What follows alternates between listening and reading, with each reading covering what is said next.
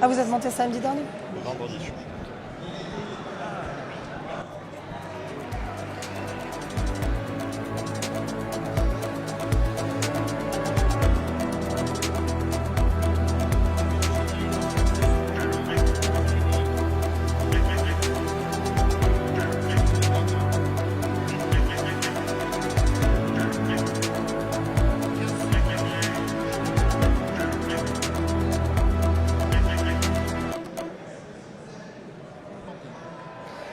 Et bonjour et bienvenue à ce deuxième JT en direct du Salon de l'Agriculture, 59e édition.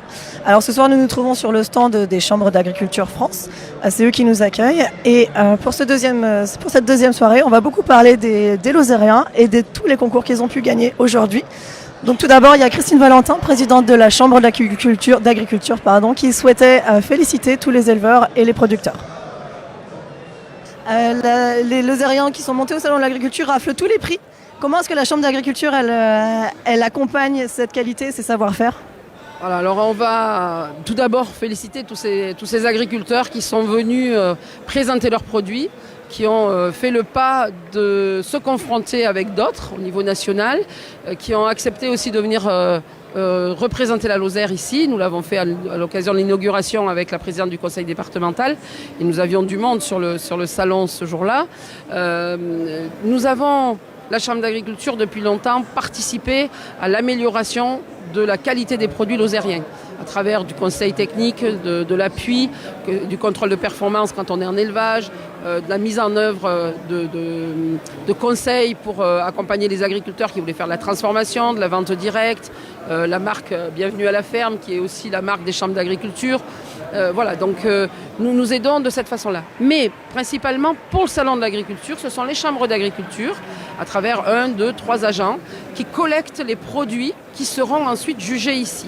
Alors évidemment les animaux, c'est pas le cas, les animaux c'est les agriculteurs qui les amènent, mais les confitures, les sirops, les fromages, ce sont les agents de la Chambre d'agriculture et je pense que les agriculteurs se reconnaîtront largement et reconnaîtront les personnes qui vont chez eux.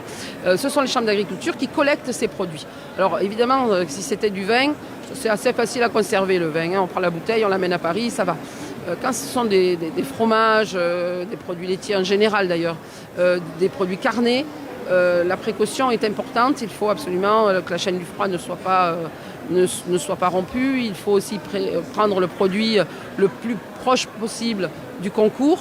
Donc c'est toute une organisation qui est mise en place par les chambres d'agriculture et notamment la chambre d'agriculture de la Lozère pour que le produit arrive au mieux et avec le moins d'évolution possible entre le moment où il part de la ferme et le moment où il est jugé ici à Paris.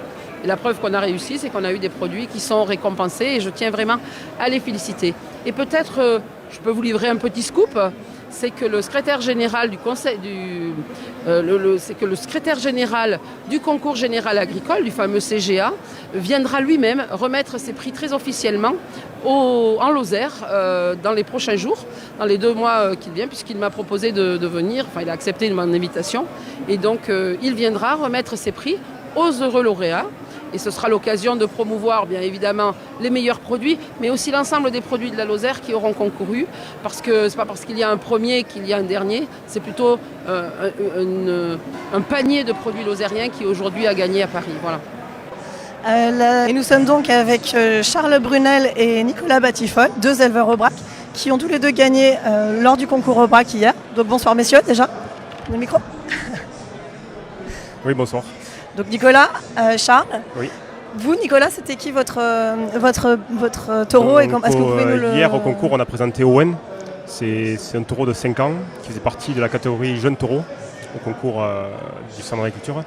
Et c'est vrai que c'est un taureau dont on est très fiers, c'est un taureau qu'on a élevé, qu'on a fait naître.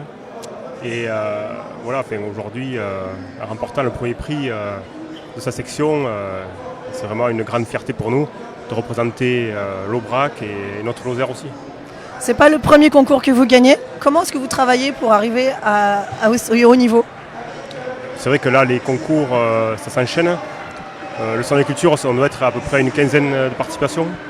On a eu des premiers prix, des 2e ou 3e prix. Et c'est vrai que de rester toujours en haut sur la première marche, c'est compliqué. il faut toujours se remettre en question et participer à des concours. C'est grâce à ces moyens qu'on se compare aux autres éleveurs. Le concours de Paris, c'est vraiment le concours le plus prestigieux, je dirais. C'est le concours qui marque le plus les gens. Et voilà, hier on était beaucoup stressés, j'étais beaucoup stressé d'ailleurs. Mais on est très très ravis que ça ait marché. Ouais. Merci. Charles, à vous.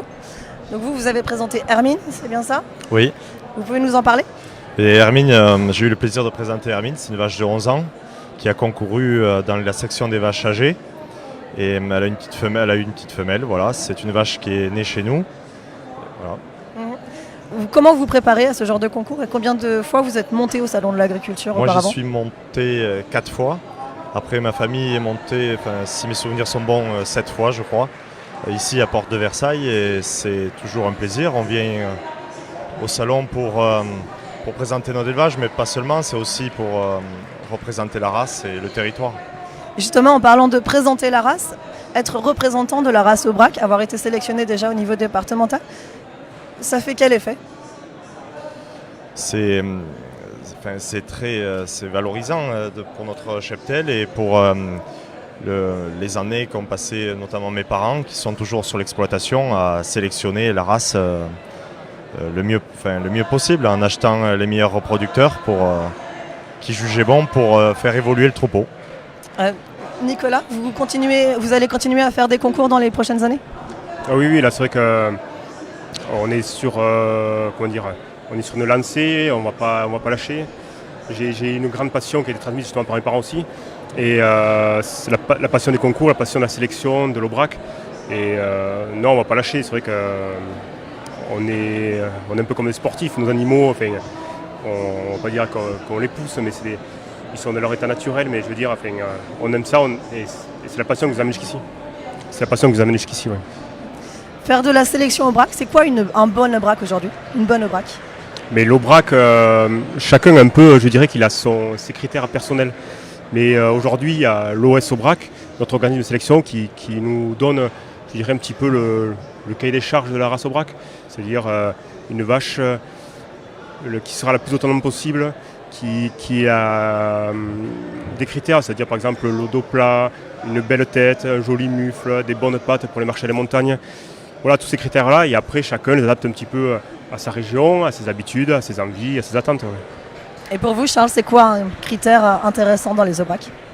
Et pour moi, une bonne Aubrac, c'est tout ce vient de dire Nicolas, mais c'est un animal aussi proche du sol, trapu, pour valoriser au mieux notre territoire, la Lozère, l'Aveyron, le Cantal, et bien d'autres territoires, parce qu'on voit que la Lozère cesse de se développer. Je crois qu'on a 250 000 vaches pratiquement, et voilà. Sébastien, tu as quelque chose à ajouter? Oh, mais quelque chose à ajouter, moi, bonsoir les garçons.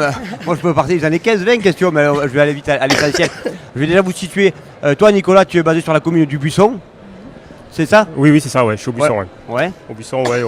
Moi, je suis sur le contrefort de l'Aubrac. Voilà. Et toi, Charles, tu es du côté de Langogne. Voilà, on vous situe. Voilà. Impeccable. Alors comment ça c'est la Lozère, elle a raflé pas mal de prix hier sur l'Aubrac. Les autres départements, comment ils ont prévu là? Parce que le Cantal, l'Aveyron, il n'y a pas un peu de jalousie? Non. Non. Les Lozériens, on est les meilleurs. De toute façon, il faut rester chauvin. Là, bravo les gars. On va pas être là. 3 élevages présents sur le salon avec les Aubrac. Donc nous tous les deux on gagne. L'élevage Broussard aussi avec Nestor qui fait champion en Aubrac. Qu'est-ce que vous voulez de mieux? L'organisation elle est au top. La Lozère a fait carton plein. Ouais, c'est ça, on fait carton plein. Mais je veux dire, voilà, aujourd'hui on a les bêtes qui correspondent vraiment aux attentes du juge, aux attentes des critères de race. Et quand selon moi il faut y aller, il faut foncer. Ouais. Il y a un peu d'autres métiers et de la passion, parce que c'est un métier mais c'est une passion être éleveur. Vous avez d'autres hobbies, d'autres passions, du sport ou autre chose? Moi j'aime bien demander ça. Et vie familiale aussi. Oui, après c'est vrai que comme là ce concours, cette année, moi j'ai essayé de le partager avec ma famille. Là je suis monté avec mon fils de 5 ans et ma femme. Voilà, on a partagé ça, j'ai fait le concours avec mon cousin qui nous tenait le taureau. C'est un moment qu'on partage en famille aussi. Moi sur la ferme je suis avec ma mère installée, elle est restée sur la ferme pour me remplacer. Mais c'est des trucs qu'on vit. Nous à côté on va faire un peu de pub, on fait les pépites de l'Aubrac aussi là, les pommes de terre, on a lancé nos chips. Là sur le salon on a 2 ou 3 exposants qui ont pris les chips pour vendre. Voilà, c'est clair que à côté de la ferme aussi on n'est pas que dans la ferme. on est ouvert à plein de sujets, plein de hobbies, on est ouvert à tout et on est obligé. Ouais. D'accord. Et allez, Charles, toi pareil, tu as des hobbies en plus de la ferme, de l'élevage, de l'aubrac? Un petit peu de sport, je fais du vélo, mais voilà. Après l'élevage c'est prenant aussi. Alors, mais tu dis c'est prenant. Pour préparer une vache pour le concours, c'est combien de temps en gros? Par jour? Les derniers temps, les 15 derniers jours avant de venir ici à Paris? Je l'ai pas quantifié, mais on la lave. Le matin on la lave, on lui donne, on y prête un peu plus attention qu'au reste du troupeau, bien évidemment. Et ça, je vous tiens à dire aux gens, c'est du travail en plus du troupeau. Oui. Après, on l'a choisi. Il y avait une présélection fin novembre à Saint-Flour dans le Cantal. On l'a choisi et c'est une passion. Ici, quand on vient à Paris, il y a Lozérien, Cantalien, Aveyronais, mais c'est tous ensemble qu'on vient. Voilà, c'est l'aubrac. C'est l'aubrac. C'est l'OS race aubrac. C'est la race aubrac. Voilà. Allez, merci les garçons. Merci beaucoup. Merci. Et puis bonne fin de salon alors, messieurs. Merci. Alors pour nos prochains invités, on va accueillir Quentin Boyer qui s'occupe du concours général agricole. Merci messieurs. Et qui va nous parler un peu de comment se passe ce concours général agricole dans les coulisses, parce qu'on ne le sait jamais, on voit tout le temps le résultat avec les médailles, mais comment ça se passe dans le concours? Bonjour Quentin. Bonjour. Donc Quentin, il est à la Chambre d'agriculture de Lozère. Ça fait combien de fois que tu montes au Salon de Paris? Alors cette année, c'est la 11e. Et chaque année, tu fais partie du jury du concours général agricole, enfin de l'organisation du concours général agricole? Oui, c'est ça exactement. Ouais, depuis 10 ans maintenant, en tant que commissaire au concours général. Ouais. Niveau animaux par contre. Qu'est-ce que c'est un commissaire au concours général? Alors on a plusieurs missions puisqu'on est nombreux, mais le fin fond c'est d'organiser le concours et que tout se passe pour le mieux. On accompagne le CGA historique voilà, pour le déroulé des concours et de l'organisation globale. Toi, tu t'es occupé des bovins hier, par exemple. C'est une fierté aussi de voir les Lozériens sortir en concours? Complètement. Donc oui, moi je suis en charge du déplacement des bovins sur le hall 1. Et effectivement, ce qu'on ressent, voilà, on déplace toutes les races, tous les concours pendant 10 jours. Mais quand on déplace des Lozériens et qu'en plus de ça, ils se retrouvent sur le haut du podium, c'est un plaisir. C'est double plaisir pour nous. Voilà. Qu'est-ce que ça veut dire de devenir commissaire? Comment on devient commissaire sur le concours général agricole? Tu t'es présenté, tu as fait acte de candidature, qu'est-ce qui s'est passé? Alors normalement oui. Moi je suis plutôt arrivé un petit peu par accident, mais je suis resté. Et là par contre plus par accident. Je suis resté parce que j'ai trouvé le poste passionnant, les missions passionnantes et les rencontres extraordinaires. Donc c'est 10 jours de plaisir. Des rencontres extraordinaires dont tu veux nous parler? Tu as un exemple en tête? Des exemples tous les jours. Tous les jours on fait de nouvelles rencontres, tous les jours on va échanger avec des gens d'ici d'ailleurs, du territoire complet. On parle de chez nous, ils nous parlent de chez eux et c'est des échanges, c'est énorme et ce qui se passe en 10 jours c'est quelque chose de très enrichissant, c'est vrai. Après vacances alors? Et non, lundi on reprend le travail et la routine et ce sera reparti sur le département. Ça marche. Sébastien, tu as quelque chose à ajouter? Oui, bien sûr, plein de choses à ajouter. Non, juste, je vais vite aller à l'essentiel. Quand toi tu es au déplacement des troupeaux, est-ce qu'il y a une race qui est plus compliquée à mener ou allez, moi je veux la vérité, la race la plus pépère que tu mènes et la race qui est un peu plus sportive. Je veux surtout fâcher personne, mais voilà, les races, notamment les charolais, c'est une race qui est quand même assez tranquille de nature, d'un point de vue génétique. Elles imposent, ouais. Ils sont plus calmes, plus posés. Et après, il y a des races un peu plus agitées, mais non, il n'y a pas d'exemple forcément comme ça que je pourrais vous dire. C'est pas... Et pour connaître un peu plus l'homme, maintenant un peu plus familier, tes passions par exemple, tu as quoi comme passion en plus de l'agriculture? Les gens. D'aller aux champignons, de faire du sport? Oui, ça m'arrive, mais je consacre beaucoup de mon temps à m'investir ici ou là, donc c'est vrai que les passions, on les met un petit peu de côté, et ça c'est une passion, être là avec ces éleveurs-là pour échanger, comme je vous ai dit tout à l'heure, ça c'est une passion. C'est un métier passion? Oui, c'est un métier passion et multicasquette, puisque voilà, je viens... comme technicien de la chambreculture, donc je retrouve des éleveurs de Lozère. J'ai une petite pensée quand même pour mes copains techniciens qui sont restés dans le département, mais qui aident quand même ces agriculteurs-là et bien préparer leurs animaux à être présents et à être à ce niveau-là pour faire ces exploits sur le salon et toute race. On a eu les abondances en début de semaine, les aubracs hier et les bruns demain, on croise les doigts. Eh bien merci, moi je vais terminer. Et félicitations parce que la Lozère, elle a bien raflé la mise pour cette race aubrac. Exactement. Vous avez bien préparé vos éleveurs. Félicitations à la Chambre d'agriculture et aux techniciens. Donc, Merci. c'est ce qu'on peut dire. Merci Quentin. Pour le prochain sujet, on va aller voir les élèves du CFA de Mende, les élèves en boucherie charcuterie, puisqu'ils ont gagné, Dorian Amblard, l'un des élèves en BP là-bas, a gagné le concours boucherie qui était sur le stand d'Interbavillard. Donc on a pu leur poser quelques questions à l'issue de ce concours. Et bonjour, je suis en direct avec 4 élèves du CFA de Mende qui sont venus au Salon de l'Agriculture pour participer au concours boucherie. Donc Ulysse, Clément, Dorian. Bonjour jeunes gens. Alors vous deux, vous avez participé au concours hier et mardi, c'est bien ça si je ne me trompe pas. Qu'est-ce que c'était les épreuves, Dorian ? Bonjour, donc les épreuves c'était une épaule d'agneau où il fallait enlever le scapulum. Ensuite, ficeler un rôti de veau et pour finir, préparer une côte de bœuf à griller. Clément, comment ça s'est passé ce concours pour vous ? Bonjour, le concours s'est plutôt bien passé. Moi je suis sorti au deuxième tour sur le ficelage du rôti de veau. Et sinon, dans l'ensemble, ça a été. Voilà. Un peu stressé au début, mais après, ça passe. Voilà. Tous les deux, c'est pas le premier concours que vous faites, il me semble. Vous avez déjà participé à des concours. Est-ce que c'est plus impressionnant d'être au Salon de l'Agriculture ou ça va ? C'est toujours un peu plus impressionnant, mais bon, après on prend sur nous et voilà, on essaye de le faire. Oui, c'est le deuxième concours qu'on fait au Salon de l'Agriculture. On en avait fait un déjà en 2020. Et après, on en a fait quelques-uns, mais on s'y fait à force. Voilà. Dorian, vous avez gagné. Donc ça vous rend fier, j'imagine. Comment est-ce que vous avez gagné ? Qu'est-ce qui vous a séparé de vos autres concurrents ?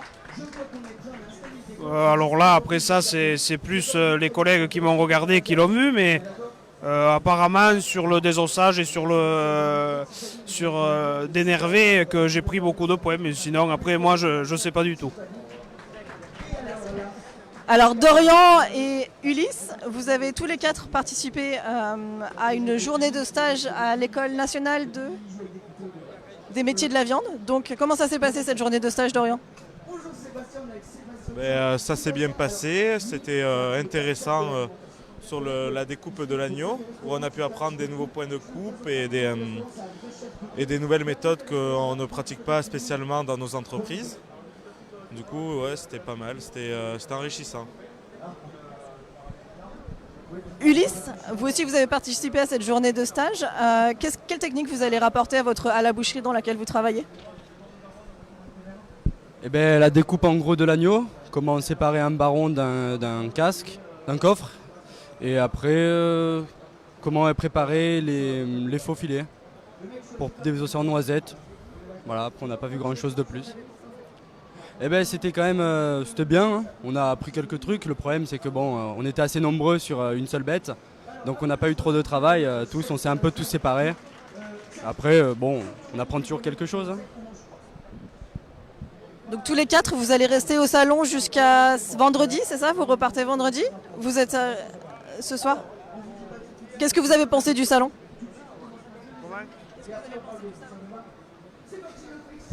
Le salon, c'est toujours quelque chose à voir. C'est un enrichissement sur ce qu'on sait déjà et puis la découverte de plein de choses d'ailleurs, quoi. De nouvelles cultures, de nouvelles gastronomies et tout ça, quoi. Voilà. Quelque chose qui vous a particulièrement marqué sur ces 4 journées ? Oui, la diversité des cultures qu'on peut avoir déjà en France. Et même dans d'autres pavillons, il y a l'international, donc on a pu découvrir de nouvelles choses, des cultures qu'on ne connaissait pas spécialement, qu'on connaissait pas spécialement, mais que ce soit culinaire, dégustatif, même au niveau des animaux, ouais, c'était bien. Merci beaucoup, messieurs. À bientôt. Ah, bougez pas, bougez pas. Je suis avec Robert Pradeil, professeur au CFA de Mende, qui accompagne les élèves bouchers. Donc, monsieur Pradeil, bonjour. Ça fait combien de temps que vous êtes enseignant? Je n'ai pas entendu la question. Il faut changer de place. Ça fait combien de temps que vous êtes enseignant? Pardon. Je suis en train de finir ma 39e année scolaire. Donc c'est pas la première fois que vous emmenez des élèves en concours ou au salon de l'agriculture. Pourquoi c'est important de les emmener? C'est pas la première fois, ça fait une dizaine d'années qu'on vient régulièrement sur le salon de l'agriculture où on profite de faire quelques concours et ensuite on fait quand même une formation à l'école supérieure nationale des métiers de la viande. Cette année l'objet c'était la découpe de l'agneau. Pourquoi c'est important pour les élèves de venir à ce salon? Oui, je pense que c'est très important, hein. C'est-à-dire que ça leur fait voir autre chose, ça leur permet un petit peu de quitter un petit peu leur région et voir d'autres façons de travailler la viande, d'autres cultures, hein. C'est-à-dire qu'on a fait un petit peu tous les pavillons et ils sont un petit peu quand même émerveillés, étonnés de tout ce qu'on peut voir. Dernière question, vos élèves ils sortent régulièrement en concours, c'est quoi le secret? Vos élèves sortent régulièrement en concours, c'est quoi le secret? Oui, on fait des concours. Là, on a fait un concours. Donc mardi, c'était un concours sur. C'était une sorte d'animation par élimination directe pour le travail certaines pièces de viande, pardon. Mais sinon, oui, on fait le concours. Je prépare une autre personne, une autre garçon, pour le MAF régional qui aura lieu le 13 mars à Cahors. On a une épreuve régionale où les 13 départements sont représentés, où deux candidats seront sélectionnés pour la finale nationale qui aura lieu à Avignon le 14 et 15 mai 2023. On leur souhaite bonne chance.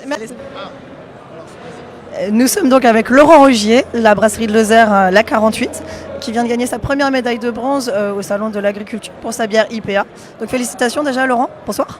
Bonsoir et merci. Ça va bien? Qu'est-ce que ça fait votre 5e montée au salon, si j'ai bien compris? Qu'est-ce que ça fait de venir au salon à Paris pour un Lozérien? Vendre de la bière? Oui, effectivement, ça fait la 5e année qu'on vient sur le salon. En fait, on vient pour représenter la Lozère, pour faire connaître et reconnaître nos produits, notre gamme de bières. La brasserie de Lozère, elle existe depuis combien de temps? Vous pouvez me donner son historique rapidement? Alors, c'est la 9e année, on a commencé en octobre 2014. D'accord. Et pourquoi avoir commencé une brasserie? Parce que c'était un rêve pour moi. J'avais envie de créer un produit du terroir, ou qui se mange ou qui se boive. Donc je suis parti sur la bière. La bière de Lozère, elle a quelque chose de particulier, un secret de fabrication que vous pouvez nous révéler? Alors il y a quelques bières qui ont des secrets, et notamment on avait commencé par brasser une ambrée à la liqueur de cèpe. Ça a été notre premier brassin. Un collègue à nous avait élaboré cette liqueur au cèpe, et en fait je l'ai introduit dans notre ambrée et ça a matché. C'était une bière qui devait être éphémère à la base, mais ça fait 9 ans qu'on l'a produit et on est obligé de l'avoir. Les consommateurs l'apprécient? Oui, les consommateurs l'apprécient comme pratiquement toutes nos bières. Donc cette année, vous avez gagné une médaille de bronze pour votre IPA. Vous pouvez nous en dire plus sur cette bière et qu'est-ce qui a fait qu'elle est sortie en concours? Alors j'avoue qu'on a présenté 5 bières.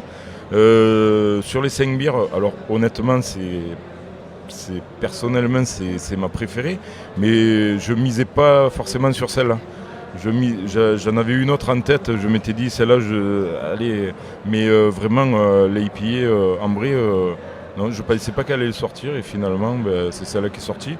Agréablement surpris d'avoir une médaille, puisque c'est notre première médaille. C'est ça. Donc finalement, c'est pas celle que vous souhaitiez voir monter au concours, mais vous l'avez quand même présentée, donc c'est bien. Oui. Comment ça se prépare une IPA? Alors c'est la même préparation que les autres bières, sauf qu'au niveau des ingrédients, au niveau du houblon, il y a 2 voire 3 fois plus de houblon que dans les autres bières. Et on amène un côté amertume sur ces bières. C'est la spécificité des IPA. Elles sont plus légères, moins légères que d'autres En variétés de goût, elles ont beaucoup plus de goût. Après, la nôtre fait 5 degrés comme la plupart de nos bières, donc c'est pas l'alcool, c'est pas alcool élevé, mais c'est surtout le goût et l'amertume qui fait le reste. Et est-ce que ce sont des bières saisonnières ou c'est des bières qu'on en trouve toute l'année? Alors l'IPA, c'est une bière qu'on retrouve toute l'année chez nous. On a 5-6 bières que l'on retrouve toute l'année. Après, on a une quinzaine d'autres bières que l'on appelle de saison. D'accord. Donc c'est une bière que vous allez continuer à produire, j'imagine. Vous allez essayer d'en créer de nouvelles, des gammes ou Alors j'avoue qu'avec 21 bières actuellement, ça fait du boulot. Après, moi je suis un créateur, j'adore faire de nouvelles choses. Non, je ne peux pas me dire que je vais m'arrêter à 20 bières, mais c'est vrai que après j'ai toujours des idées, mais pour l'instant, voilà, on va faire marcher celle-là et les autres, quoi. Merci beaucoup. Sébastien, tu veux nous poser quelques questions sur la bière? Voilà. Tu aimes ça, la bière? Je le connais, donc on va continuer. Oui, c'est très bon de la bière. Je le connais aussi d'Andorre. Laurent, tu as la médaille de bronze. Du coup, depuis le macaron, il est exposé. Ça dope les ventes? Ah ben là, on est en rupture de stock sur le stand, sur cette bière-là. D'accord, donc du coup tu vas te manquer du stock, t'as pas pris assez de stock. Et il va me manquer du stock, mais c'est vrai que alors j'ai du stock pour toutes les autres bières, même si ça part bien cette année, c'est la folie. Mais voilà, le truc c'est que j'ai pas pris. Enfin, j'avais un peu de stock quand même, mais on a tout vendu, quoi. Alors moi je veux connaître aussi, en tant que toi homme, t'as 21 bières, ta préférée, c'est laquelle? Pour toi, si tu étais client, ta préférée de ta gamme des 21 là? Celle-là. C'est celle-là? En plus, elle part avec une médaille de bronze. Ouais, non, mais honnêtement, c'est celle-là. Et t'es déjà fort occupé. T'as d'autres passions dans la vie pour faire qu'on fasse un peu découvrir aux gens? C'est quoi tes autres passions? T'en as bien des passions? Mais je suis épicurien dans l'âme, donc j'ai la cuisine, le sport, enfin un tas de passions, quoi. Ouais. En plus, toi, Laurent, on le sait, tu es un partenaire KWTV Lozère, tu es un de nos partenaires. Et donc en plus, tu repars avec une médaille. Voilà. Et parfait. Très, très content d'être partenaire de vous et très heureux d'être interviewé. Avec plaisir. Vous allez revenir au salon, j'imagine? Ah ben, il n'y a pas de raison. Même si je laisse tous les ans, je laisse la place aux autres brasseurs s'ils veulent venir. Évidemment, c'est pas moi qui choisis, mais je me positionne toujours pour venir parce que j'adore ça. C'est parfait. Il va y avoir du sport. Il y en a au salon, non? Parce que c'est des sacrées journées. Ah, c'est du sport, ouais. C'est des marathons tous les jours. C'est des marathons tous les jours. Ouais. Eh bien, on finira sur ça avec toi, Laurent. Merci beaucoup, Laurent. En tout cas, à toi. Merci à vous. Et encore bravo. Merci. Merci beaucoup. Attention au fil. Parfait. Et donc pour notre dernier invité de la soirée, on accueille Nicolas Genestia. Et c'est vers Sébastien que je me tourne puisque c'est lui qui a préparé l'interview. Tu peux nous en parler? Oui, je vais t'en parler. C'est pas l'agriculture pour ce soir. On attend que Nico il s'installe. C'est ça. Nico, justement, présente-le. Voilà, on a fait la connaissance ensemble hier. Hein, tu nous as trouvés, tu es venu nous voir, tu avais entendu parler des canards. Et puis, alors toi, tu es un Parisien, Lozérien, on va t'appeler comme ça. Voilà. Tu es jeune. Tu as une école de journalisme. Il se pourrait que cet été, on te voit un petit peu en Lozère, on ne va pas en dire plus. Toi, la Lozère, pour toi, qu'est-ce que ça représente, Nico, ta Lozère? Allez-y, ta Lozère. Ma Lozère, déjà, ma Lozère, c'est la famille, tout simplement, parce que voilà, ma grand-mère est née là-bas, mon grand-père est né là-bas, et je pense que c'est toute une histoire familiale qui est là-dedans. C'est encore des bâtiments qui gardent un peu l'histoire de la famille, des fermes, etc. Et donc, oui, je pense que c'est surtout un gros lien familial et un gros lien avec le paysage lozérien, avec tout ce qu'on peut retrouver là-bas, avec ce calme aussi dont on parle beaucoup. Et voilà, je pense que c'est ça ma Lozère. Alors, tu viens combien de fois par an en Lozère? Tu as quand même le temps avec tes études de venir faire un tour? Parce que toi tu habites du coup dans la banlieue parisienne, là, la région parisienne. Tu as quand même le temps de venir des fois en Lozère? Ouais, tous les étés déjà. Tous les étés, voilà. C'est vital, il faut que tu viennes faire te ressourcer en Lozère. Il faut que je vienne. De toute façon, je sens qu'à partir de la fin juin, il faut que j'y aille parce qu'il me manque un truc. Il faut venir respirer l'air de la Lozère. Exactement. Alors tu as quel âge? Alors moi, ça me fait 21, je suis en train de compter. Ouais. Donc présente-toi, tu as une école de journalisme. Ouais. Et donc après, tu veux te diriger vers quel journalisme?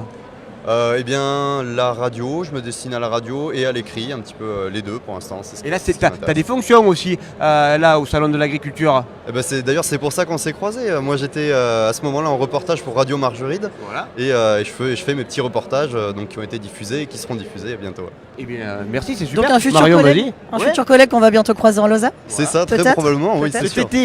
Cet été. Bah écoute, bienvenue déjà. Quel lien tu as avec l'agriculture? Quel lien avec l'agriculture? C'est surtout familial parce que maintenant, on va dire que dans ma famille proche, j'ai plus beaucoup d'agriculteurs. Mais en tout cas, mes grands-parents étaient nés dans des fermes voilà, où ils avaient un certain nombre de vaches, etc. Donc, quel village tes grands-parents? Tu peux citer un peu les villages? Eh ben, pour les villages, alors ma grand-mère c'était Lerme, près de Grand-Rieux.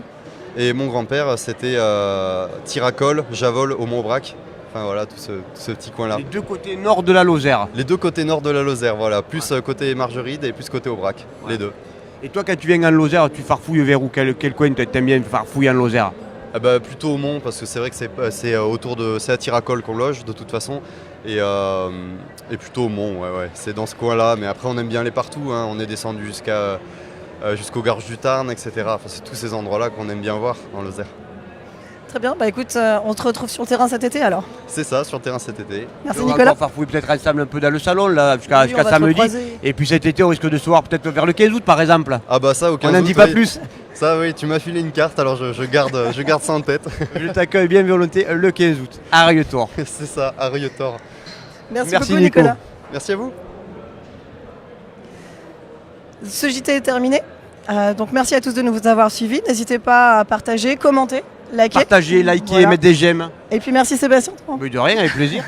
Je t'accompagne avec plaisir. Alors ouais, dans les allées ça se vide parce que en fait le salon il est fermé depuis normalement 39 minutes. Donc mais encore il y a du passage parce qu'il y a tout l'entretien à faire. Il faut le dire aussi. Il y a du travail même que le salon ferme. Il y a encore du boulot derrière.